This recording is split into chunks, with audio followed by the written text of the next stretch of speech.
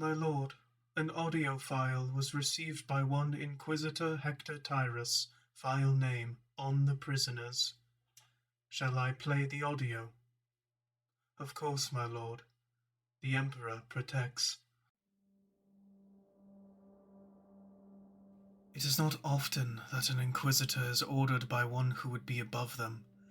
After all, it is well known among those who would be listening that we Inquisitors are often the ones pulling the strings that hold the Imperium together.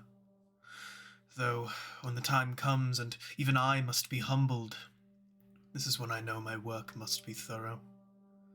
I received the prisoners 46 Terran rotations ago, and have learned much in this time of their culture, society, and the general makeup of their military force.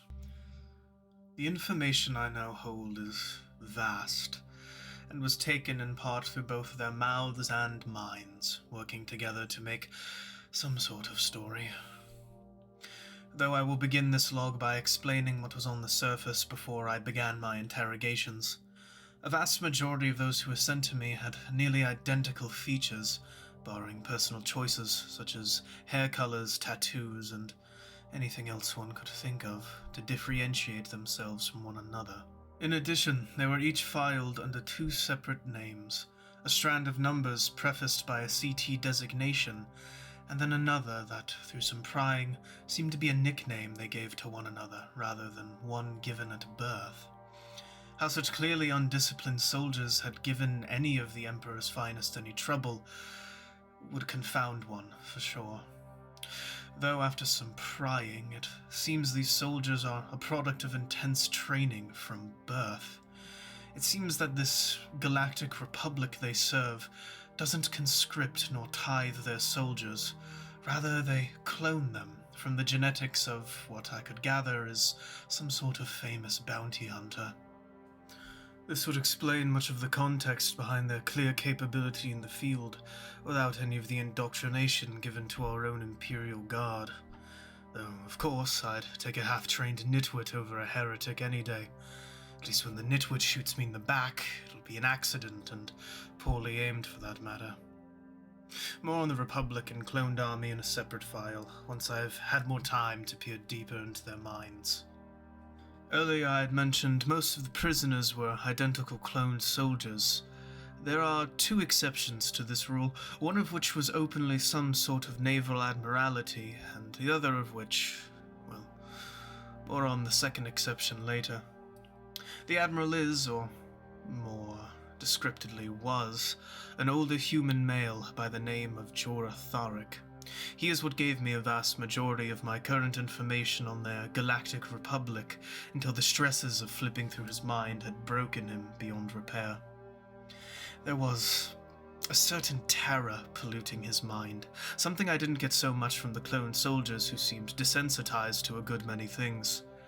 The very composition of our society that he'd seen so little of disgusted him. A specific memory, the sight of my preferred servo skull conversing with a door servitor, is a thought that had stayed with him until the end, clawing at his psyche like a massive to a ganger. Curious, really. Something that should be followed up on at a later date. Though the death of this clearly high-value prisoner is regretful, I believe the expenditure was well worth it, and as I speak, my retinue is logging and transmitting all of the data the annals of his mind had spat out. I'd already received the translations of their written and spoken language and have learned it thoroughly, a guilty pleasure of mine that I feel contributed to my requisition, though I digress.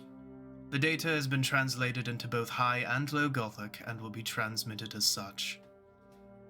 I suppose I've avoided the subject far long enough. A second exception has proven difficult. She seems to be some form of abhuman, a felinid if I were to guess based on the fur and the malformed cat-like ears. She doesn't seem to be any sort of military official on the surface.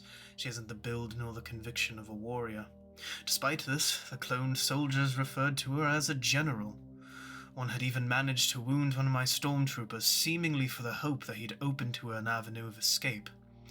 He was terminated on the spot, apparently to her horror. an amateurish emotional response not particularly fitting a high-ranking commissioned officer. The reason I stress this seemingly unremarkable abhuman is due to her own psychic prowess. One would never imagine, based on looks alone, she had no handler, nor did she seem to be experiencing any of the ill effects of the warp she was using to her benefit. I've reports that after my troopers had terminated the poorly planned martyr, she blasted all but one of my men away with a single hand movement.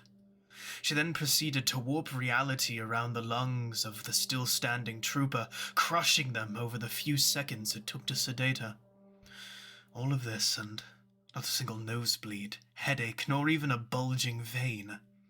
All while being barely beyond a juvie, self-admittedly only recently breaking her second decade.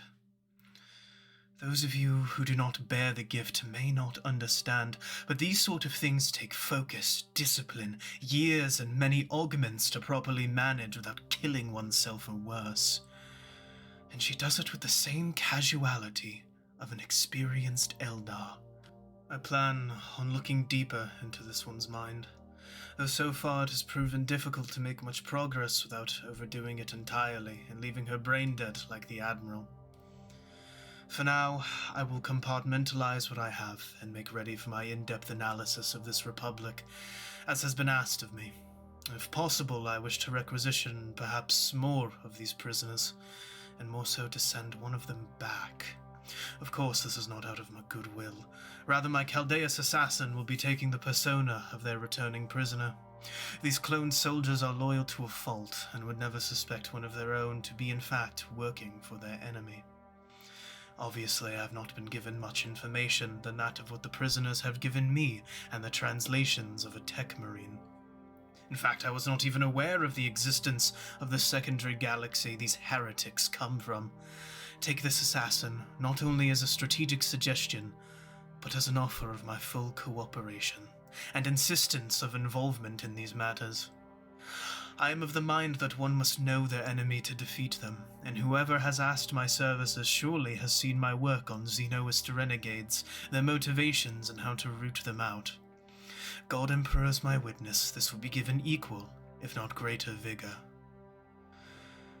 The Emperor protects. Submit the file, Skull. Audio file concluded. Is it your will to transmit one in return, Lord?